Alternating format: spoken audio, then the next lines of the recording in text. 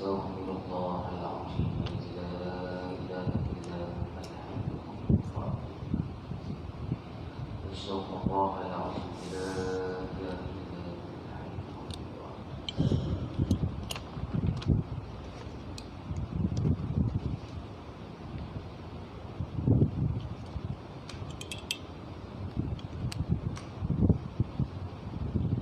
أستغفر الله العظيم الذي لا إله إلا هو الحي القيوم. إلى هدرة النبي محمد صلى الله عليه وسلم وآله الكرام وأصحابه الأعظم الشيخ، خصوصا إلى الشيخ محمد عبد الرزاق الصالح الحسن وأولياء الله الصالحين وجميع المسلمين والمسلمات والمؤمنين والمؤمنات الأحياء منهم والأموات، خصوصا إلى المرحوم الشيخ راجل والمرحوم السيد مولانا الحسن. لهم الفاتحة. أعوذ بالله من الشيطان الرجيم. بسم الله الرحمن الرحيم. الحمد لله رب العالمين الرحمن الرحيم مالك يوم الدين. إياك نعبد وإياك نستعين. اهدنا الصراط المستقيم صراط الذين أنعمت عليهم غير المغضوب عليهم ولا الضالين. بسم الله الرحمن الرحيم. الحمد لله رب العالمين. والصلاة والسلام على أشرف الأنبياء والمرسلين وعلى آله وصحبه أجمعين. رب اشرح لي صدري ويسر لي أمري واحلل عقدة من لساني يفقهوا قولي ولا حول ولا قوة إلا بالله العلي العظيم. اللهم لا سهل إلا ما جعلته سهلا وأنت تجعل الحزن إذا شئت سهلا. أما بعد، قال المصنف رحمه الله تعالى ونفعنا به وبعلومه وبكم في الدارين آمين. Tuhan yang kepada Allah sekalian,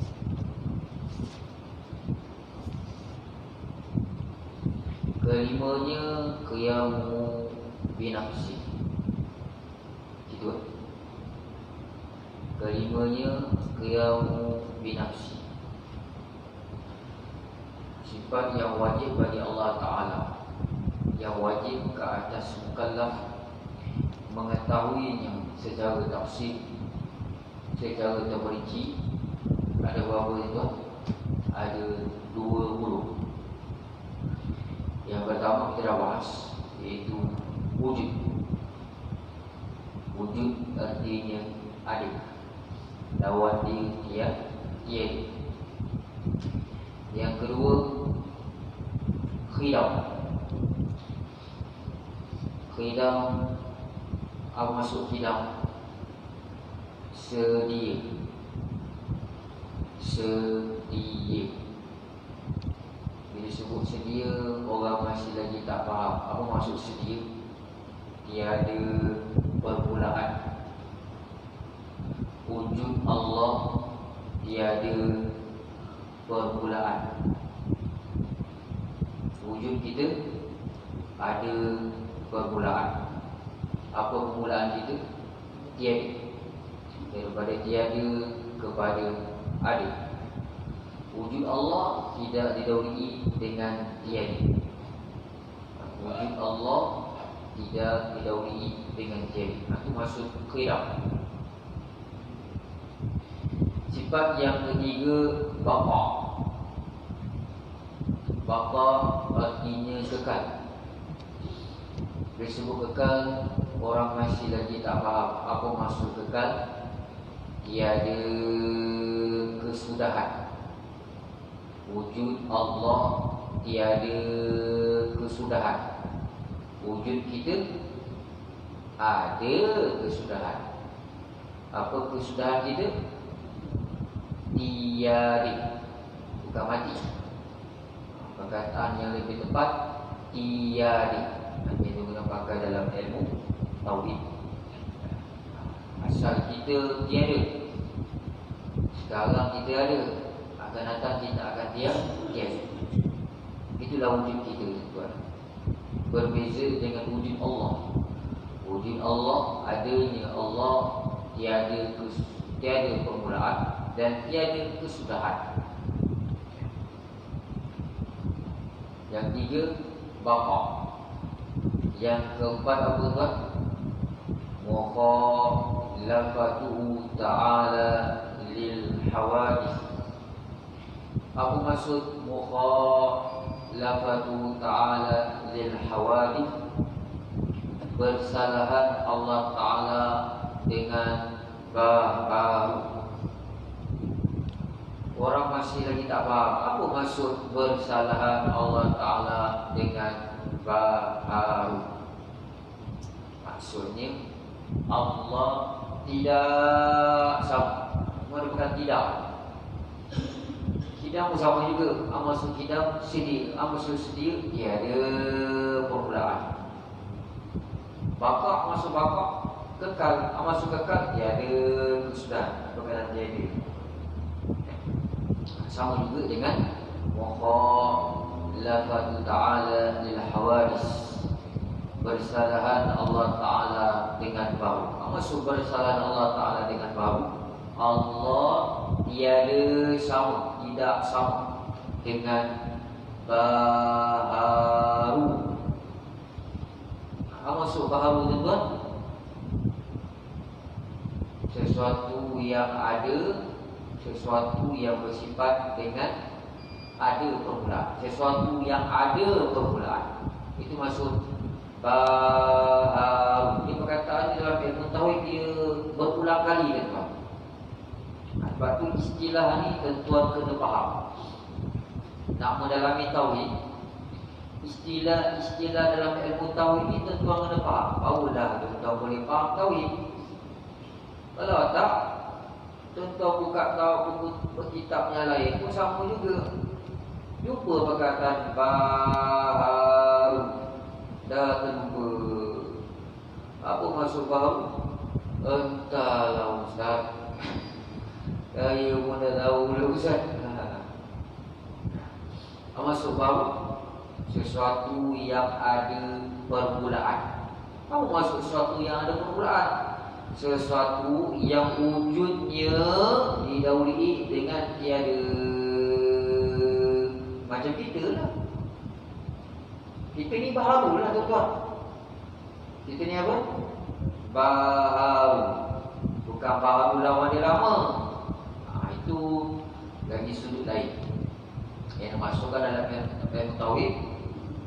Baharu ni maksudnya sesuatu yang ada permulaan.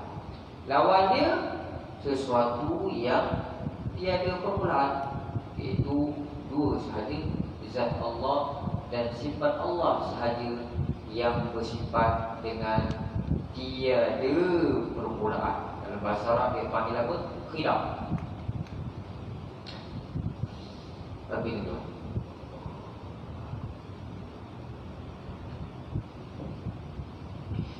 mukhalafatu ta'ala lil hawadis, bersalahan Allah Ta'ala dengan yang baharu. Allah tak sama dengan baharu. Dari sudut apa? Tiga. Ingat lagi tuan. Ini seorang balik tuan supaya tuan faham.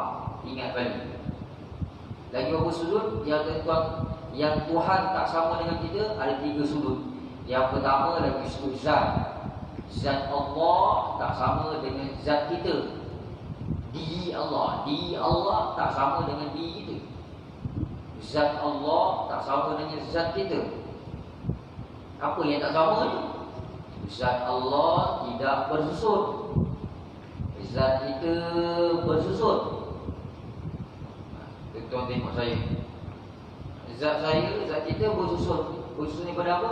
Daripada tulang, urat, daging.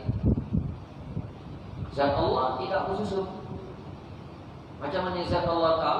Zat Allah tak bersusun. Itu setakat tu sahaja yang kita boleh bahasan. Tak boleh lebih-lebih. Yang kedua, lagi sudut apa tuan yang kita tak sama dengan Tuhan, lagi sudut sifat. Sifat Allah dengan sifat kita ada beza. Sifat Allah, apa bezanya? Contohnya bezanya apa? Sifat Allah dia tiada had. Sifat kita ada had. Contohnya mendengar. Allah mendengar, kita pun mendengar. Apa bezanya? Allah mendengar bukan dengan telinga, kita mendengar dengan telinga. Benda yang dekat tadi kita boleh dengar, benda yang jauh tak boleh kita dengar.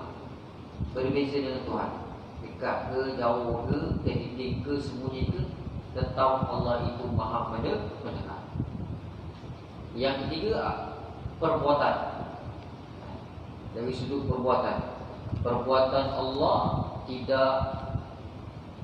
Allah tak sama seperti perbuatan kita.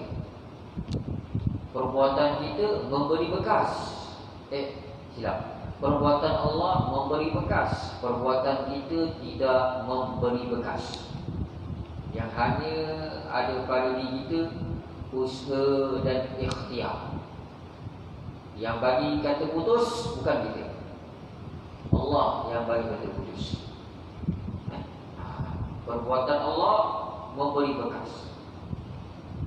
Kalau Allah menghendaki sesuatu, tiada siapa yang boleh halang. Berbeza dengan perbuatan kita. Perbuatan kita tidak memberi bekas. Kita nak sihat, kita sakit, macam-macam ubat kita makan, tak sihat juga. Sebab apa? Perbuatan kita tidak memberi bekas.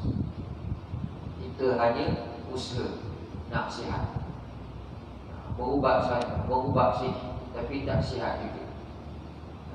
Sebab yang menyembuhkan siapa? Asy-Syafi wallah.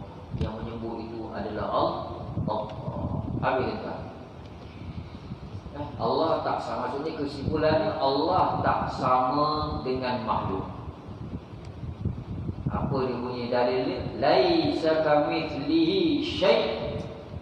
Allah tak sama dengan sesuatu. Lalu Tuan Haji Aim mana? Dia sakit. Kurang sihat. Ya Allah, doa sama-sama. Siapa yang tak sihat di dalam kita, moga-moga Allah SWT sembuh penyakit setempat yang mungkin. Sihat, banyakkan bersedekah tuan. Jangan lupa bersedekah, walaupun sedikit. Maqakum bis-sadaqah. Sedekah ni tolak bala tuan. Ubatilah penyakit kamu dengan memperbanyakkan sedekah. Maqakum bis-sadaqah.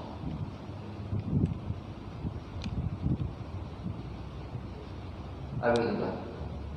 Laisa kamitslihi syai'. Tiada sesuatu seumpama Allah Ta'ala. Allah tak sama dengan makhluk. Berdasarkan ayat ini, maka tertolaklah pandangan Wahabi yang mengatakan Allah itu berada di atas arsy, duduk di atas arsy. Al-julus, al-istiqrar wal-julus. Tak betul. Allah tak sama dengan makhluk. Okey, habis. Ada setakat ada soalan tuan nak tanya?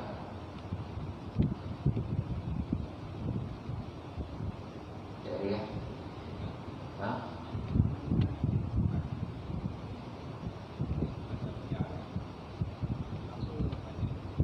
salbiah. Sifat salbiah ni ada 5. Sifat 20 yang masuk dalam salbiah ni ada 5. Qidam, baqa, mukhalafatu ta'ala al-hawadis, qiyam ta'ala bi nafsi, wahdaniyah. Dia kategori sifat salbiah. Maksud salbiah ni, sifat ni bila kita sebut, dia menafikan benda yang tak layak bagi Allah. Ya? Wujud tak apa?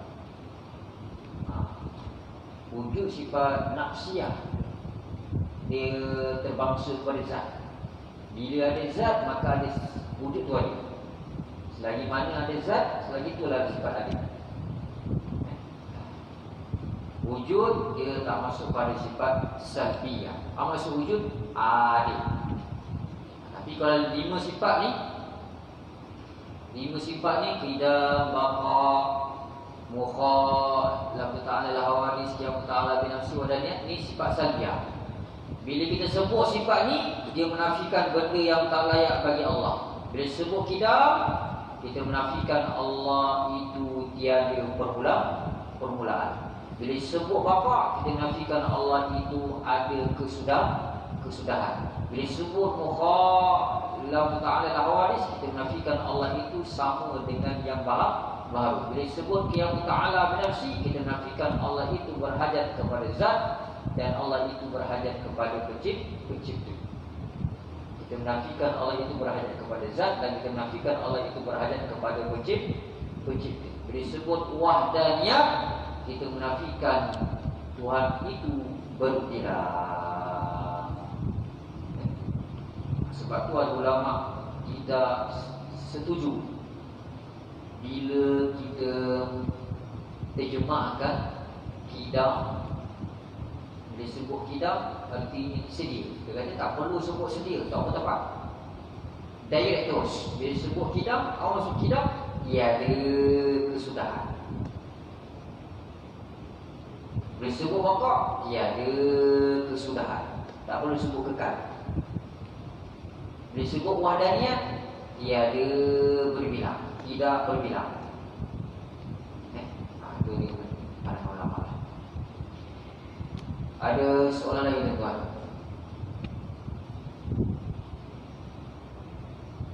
Dia. Yang kelimanya qiyamuhu ta'ala binafsi. Qiyamuhu binafsi ataupun tambah ta'ala. Qiyamuhu ta'ala binafsi. Artinya berdiri Allah Ta'ala dengan sendiri. Berdiri Allah Ta'ala dengan sendiri. Allah berdiri tak pakai tongkat ke? Apa maksudnya berdiri Allah Ta'ala dengan sendiri? Tengok tuan-tuan, apa kata tuan kita? Bermula makna qiyamu ta'ala binafsi, iaitu tiada berkendak ia kepada zat kerana ia zat. Yang berkendak kepada zat ni adalah sifat, bukan zat. Zat dia tidak berkendak kepada sifat. Itu dia punya sifat tuan-tuan. Zat dia tidak berkendak kepada zat yang lain. Kata-kata yang lain, zat dia tidak berdiri kepada zat yang lain. Yang berdiri, yang berkendak kepada zat ni sifat.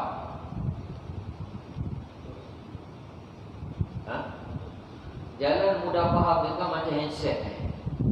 Ni zat handset yang bersifat. Ni zat handset yang bersifat.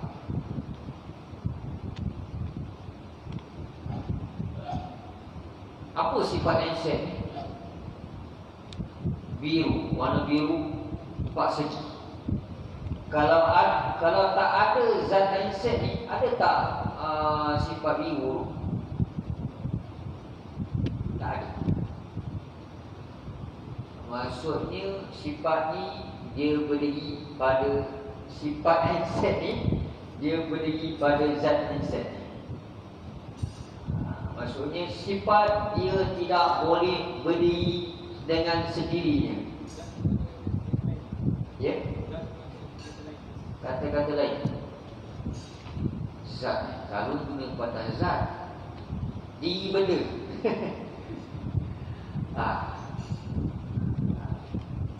Seperti dalam kitab lain sebut, maksud zat ni sesuatu yang boleh berdiri dengan sendirinya.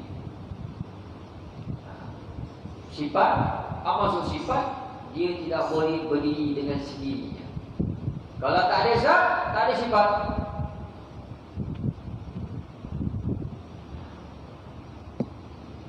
Tapi kita nak kenal zat dengan sifat. Kita nak kenal sesuatu zat dengan sifat dia. Akal kita tak terima, tak boleh terima ada satu zat tapi tak bersifat. Dia saling berkaitan. Akal kita tak boleh terima tuan ada nampak satu benda tapi tak ada sifat. Dia maksudnya apa? Kita nak kenal zat dengan sifat.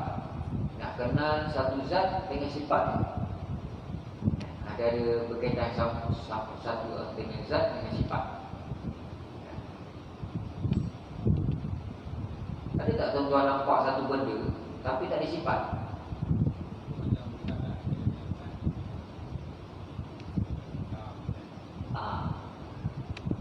Ni saya bersifat.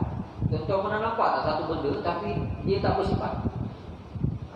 Ustaz, saya pernah nampak satu benda dan benda tu tak bersifat. Dia tak besar. Macam mana dia punya saiz dia? Besar pun tidak, kecil pun tidak, tengah pun tidak. Habis benda tu macam mana dia? Okeylah. Tapi dia tak nampak mata kasar. Tak nampak mata kasar tu pun kira sifat. Tak nampak mata kasar Ustaz, memang halus sangat. Halus pun kira sifat dia.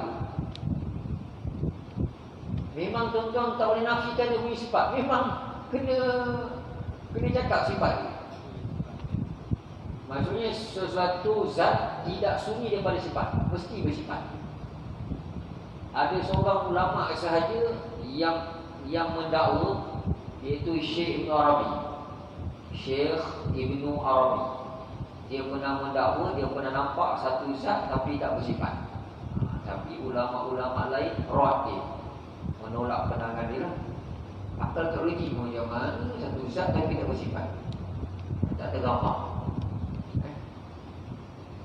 Kesimpulannya, zat ni dia boleh berdiri dengan sendiri. Tanpa zat, tanpa sifat pun dia boleh berdiri. Itu zat. Sifat dia tidak boleh berdiri dengan sendiri. Dia berkehendak kepada zat.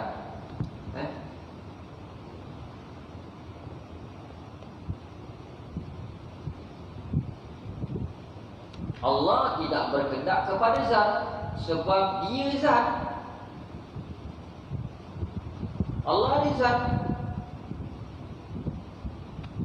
Kita ada zat juga. Zat kita tidak berkehendak kepada zat yang lain. Ini zat kita. Sifat. Zat dia boleh berdiri dengan sendirinya. Sifat dia tidak boleh berdiri dengan sendirinya. Dia berkehendak kepada zat. Allah tidak berkehendak kepada zat. Sebab apa? Allah ada zat. Allah tu zat, ia zat. Allah bukan sifat semata-mata. Allah zat yang bersifat. Maknanya tiada berkehendak ia. Allah tidak berkehendak kepada zat. Sebab apa Allah tidak berkehendak kepada zat? Kerana ia zat. Yang berkehendak kepada zat ni siapa tuan? Sifat. Ini sifir yang tuan kena hafal. Zat dia tidak berkehendak kepada zat. Habis siapa yang berkehendak kepada zat? Sifat. Sifat dia berkehendak kepada zat. Ini yang pertama. Bila disebut Allah Ta'ala bersifat dengan qiyam Ta'ala binafsi, yang pertama kita kena ingat Allah tidak berkehendak kepada zat sebab dia zat. Dia bukan sifat semata-mata. Allah zat yang bersifat. Yang kedua, bila disebut Allah Ta'ala bersifat dengan qiyam ta'ala bi nafsi. Yang kedua apa tuan? Yang tuan kena ingat, tiada berkehendak Tuhan kepada yang menjadikan akan dia. Kerana apa tuan? Kerana ia qadim. Apa maksud qadim? Yang tadi qidam, ini pula qadim. Apa beza? Yang tadi tuan-tuan jumpa perkataan qidam, qaf dal mim. Ini qadim. Lepas dal ada huruf ya, qadim. Qadim ni maksudnya Tuhan yang bersifat dengan qidam. Qadim ni kalau tuan-tuan belajar bahasa Arab, dia jadi isim fa'il. Isim apa? Fa'il. Qidam sedia, dia ada permulaan. Qadim, Tuhan yang bersifat dengan qidam, dia panggil qadim. Itu bahasa Arab tuan-tuan. Bila bertambah huruf dan lain makna. Qidam sedia, qadim, Tuhan yang bersifat dengan qidam. Dalam beberapa macam kita kan, dalam bahasa Melayu, bersih, bersih, tak kotor. Orang yang bersifat dengan bersih, dia panggil apa? Pembersih. Apa ni pembersih ya? Maksudnya bersih betul kau ni. Memang jaga sungguh kebersihan kau ni. Buang kau busuk, janggut, memang rapi semua, kemas. Itu juga dengan perkataan qadim. Ataupun perkataan lain, anjur. Anjur, orang yang bersifat dengan anjur, dia panggil apa? Penganjur. Penganjur, Tuan Haji ni penganjur majlis ni. Apa menganjur? Penganjur orang yang orang ketua yang apa yang buat majlis dia sebagai pengarah. Siapa penganjur majlis aktiviti ni? Penganjur dia majlis Pembandaran Jasik. Maksudnya dia ni sebagai penganjur. Sebab apa dia sebut penganjur? Sebab dia bersifat dengan anjur. Dalam bahasa Sydney nak bagi apa? Ayo beringat. Habis kurang itu dah tuan. Habis.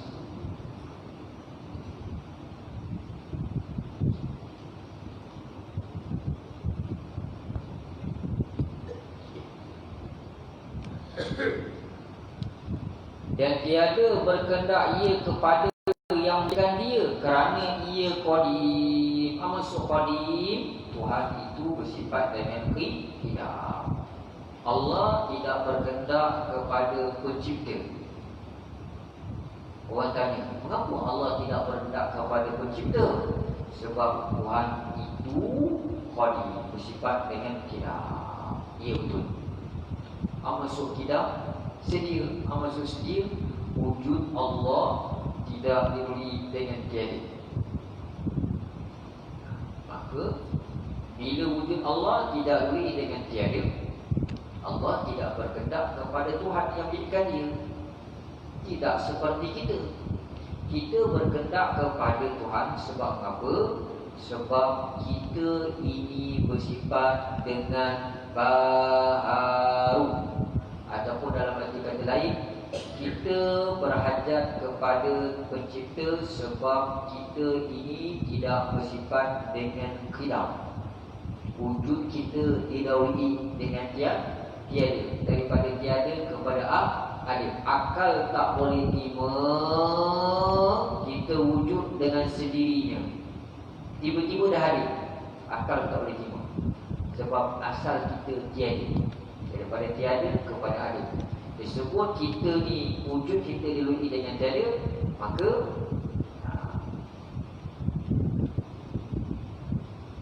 kita ini berhajat kepada Tuhan. Tuhan tidak berhajat kepada Tuhan yang lain untuk menjadikan dia. Allah tidak berhajat kepada Tuhan yang lain untuk menjadikan dia. Sebab apa? Wujudnya tiada permulaan. Wujudnya tidak lalui dengan dia tiada. Habis. Ini tuan, ini qiyamu ta'ala binafsi. Ini sifat salbiah juga. Qiyamu ta'ala binafsi, apa maksud qiyamu ta'ala binafsi? Berdirinya Allah Ta'ala dengan sendiri. Apa maksud berdirinya Allah Ta'ala dengan sendirinya? Ada dua perkara yang tuan-tuan kena nafikan. Yang pertama, tuan-tuan kena nafikan Allah itu berhajat kepada zat. Sebab apa dia zat? Yang kedua, tuan-tuan menafikan Allah itu berhajat kepada pencipta. Sebab dia bersifat dengan qiyam. Dalam ayat kursi ada perkataan Al-Qayyum. Macam mana ayat kursi? Allahu la ilaha illa huwal hayyul qayyum. Allahu la ilaha illa. Allah tiada Tuhan melainkan dia. Al-Hayy, apa maksud Al-Hayy? Yang hidup. Al-Qayyum, yang bersifat dengan qiyamu ta'ala binafsi, yang berdiri dengan sendiri. Kalau orang belajar ni faham, oh maksud berdirinya Allah Ta'ala dengan sendirinya, maksudnya Allah tidak berhajat kepada zat. Yang keduanya, Allah tidak berhajat kepada pencipta. Habis itu. Lawannya, lawan sifat qiyamu ta'ala binafsi, lawannya qiyamu bighairi. Artinya berdirinya dengan yang lainnya. Berdirinya Tuhan dengan yang lainnya, iaitu mustahil. Akal tak boleh terima. Dalilnya, maksud dalilnya, buktinya. Bukti menyatakan Allah itu bersifat dengan qiyamu ta'ala binafsi.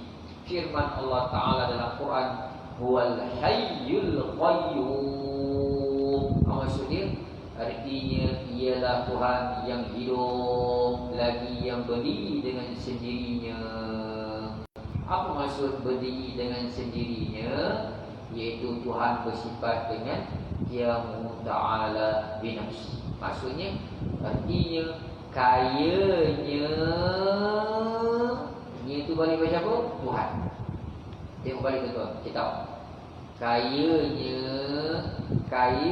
Tuhan daripada zat dan daripada fa'il. Fa'il ni bahasa Arab, bahasa Melayunya pencipta. Tengok tulis. Fa'il ni bahasa Arab, bahasa Melayunya pencipta. Fa'il.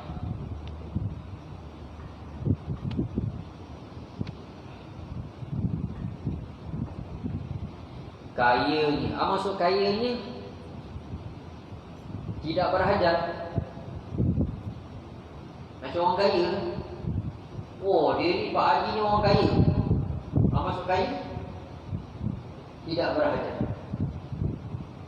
Kalau Pak Haji orang kaya, maksudnya dia tidak berhajat kepada harta. Sebab dia dah ada harta. Yang sini kayanya Allah Ta'ala daripada zat. Maksudnya Allah tidak berhajat kepada zat. So, mengapa Allah tidak berhajat kepada zat? Tadi kita dah bahas. Sebab Tuhan itu zat.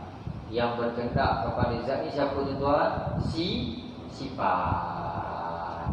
Allah bukan sifat semata-mata. Allah itu zat yang bersifat. Bagus mikrofon malam ni tuan. Puas hati saya. Sebelum ni sakit hati. Biar kuat. Susah nak tidur. Kalau mikrofon tak kuat dia tidur, lebih faham. Faham ke tidak kalau ngaji belajar tadi tauhid?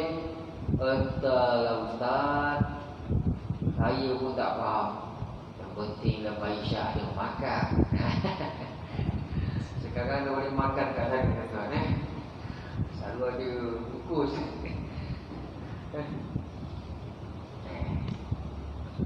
Tak apa tuan, tak faham tak apa. Yang penting datang maghrib daripada duduk kat kedai ya. Jangan ikut cakap syaitan. Apa pun ikut kalau Ustaz Zahab ni bukan tak faham pun. Baik ikut aku pergi mengerti. Makan sate. Itu syaitan tuan. Faham ataupun tidak, duduk je tuan. Doa banyak-banyak. Moga-moga Allah SWT beri kepada kita kefahaman. Kayanya maksud kaya tuan tidak berhajat. Tuhan tidak berhajat kepada apa? Kepada zat. Dan yang kedua, Tuhan tidak berhajat kepada pencipta. Yang keenamnya wahdaniyah. Sekarang insya-Allah dah lewat. Insya-Allah 8.20. Betul? 8.20. Sekarang 8.12. Jam ni betul. 8.12. Yang lambat. Jangan cepat. Boleh ke tuan? Ada apa-apa soalan tuan nak tanya?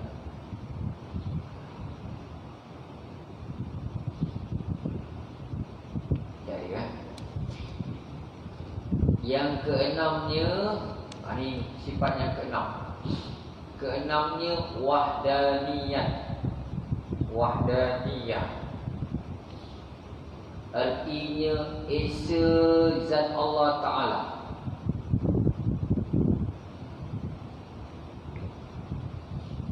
Dalam kitab kuning dan tuan kita jauhi, dia guna perkataan esa. Dia tak guna perkataan satu. Sebab mengapa? Esa lebih tepat daripada satu. Tuhan itu esa. Perkataan lain, Tuhan itu satu. Mana yang lebih tepat? Esa lebih tepat. Tuhan itu esa. Esa lawannya berbilang. Satu lawannya dua. Biasanya itulah. Maka yang lebih tepat kita guna perkataan esa. Maksud esa tunggal, tidak berbilang. Artinya esa zat Allah Ta'ala dan segala sifatnya dan segala perbuatannya.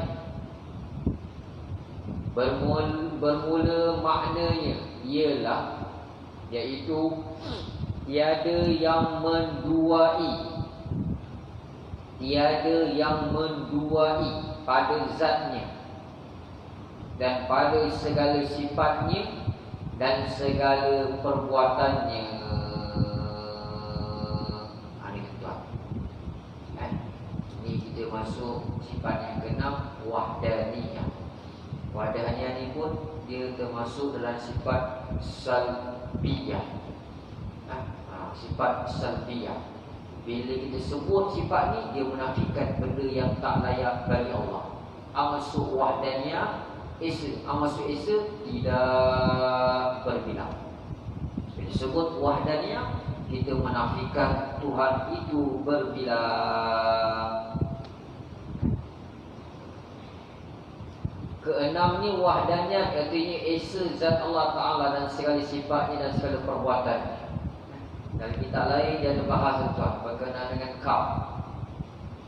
Kam muttasil, kam munfasil. Kam muttasil pada zat, kam munfasil pada zat, kam muttasil pada sifat, kam munfasil pada sifat. Yang kelima, kam munfasil pada zat, pada perbuatan. Pernah dengar? Dalam kitab Risalah Tauhid ada 5 kam. Dalam kitab Faridatul Faraid kita tauhid juga ada 6 kam. Ada 6 kam. Sini tak sebut. Ini secara ringkas ni. Maksudnya bila sebut Allah SWT itu bersifat dengan wahdaniyah, dia menafikan kelima-lima kam. kelima kam. Kam muttasil pada zat, kam munfasil pada zat, kam muttasil pada pada sifat, kam munfasil pada sifat, yang kelima kam munfasil pada perbuatan. Boleh tuan? Dah boleh kembali. Tak berapa. Artinya esa zat Allah Ta'ala. Zat Allah itu esa, tidak berbilang. Esa zat Allah Ta'ala maksudnya kita menafikan dua kam. Kita menafikan kam muttasil pada zat, kam munfasil pada zat. Maksud kam muttasil pada zat, kita menafikan benda yang dalaman pada zat Allah Ta'ala. Zat Allah tidak bersusun. Itu maksud menafikan kam muttasil pada zat. Yang kedua, kita menafikan kam munfasil pada zat. Maksud menafikan kam munfasil pada zat, kita menafikan ada zat yang lain sama seperti zat Tuhan. Boleh? Boleh. Tak boleh Ustaz, janganlah bahaya tak rami Ustaz. Kam ni bilangan. Maksudnya esa zat Allah Ta'ala. Esa zat Allah Ta'ala ni, bila sebut esa zat Allah Ta'ala ni, kita menafikan dua kam. Apa dia? Yang tak ramai lah. Yang pertama, kita menafikan kam muttasil pada zat. Maksudnya kita menafikan bilangan yang dikatakan dalaman pada zat. Contohnya kita menafikan zat Allah itu bersusun. Yang kedua, kita menafikan kam munfasil. Kam munfasil ni luaran. Maksudnya kita menafikan ada zat yang lain sama seperti zat Tuhan yang muttasil dalaman. Zat Tuhan dia tidak bersusun. Macam zat kita bersusun daripada darah, urat. Zat Tuhan tidak bersusun. Yang kedua, kita menafikan kam munfasil pada zat. Maksudnya tidak ada zat yang lain sama seperti zat Tuhan. Habis tuan Yang berapa? 8.19. Nanti kita akan sambung. Keenam ni wahdaniyah. Ada persoalan tuan nak tanya?